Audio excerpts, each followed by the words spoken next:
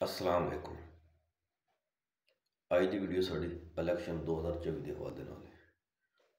कल 8 फरवरी इलैक्शन का दिन है। पाकिस्तान की तारीख का बहुत बड़ा इलैक्शन होया जा रहा, तो इस सब ने बढ़ चढ़ के हिस्सा लेना। ये इलैक्शन ऐसा कि जुल्म का बदला वोट के नाल। मैं तो ये नहीं कहता कि तुम किसी पार्टी को वोट दो, मतलब किसी एक पार्टी ने, तुम चाहे PTI, नून लीग या पीपल पार्टी, जिसमें थोड़ा जमीर चाहता तुम उसको वोट देना। हक सच है, तुम हक का साथ देना, तो अपने बच्चों वास्ते वोट पाना। तुम जी गुजारनी है गुजार चुके हो, हम तुम अपनी अगली जनरेशन वास्ते सोचना। तो बराए मेहरबानी वोट लाजमी कास्ट करना।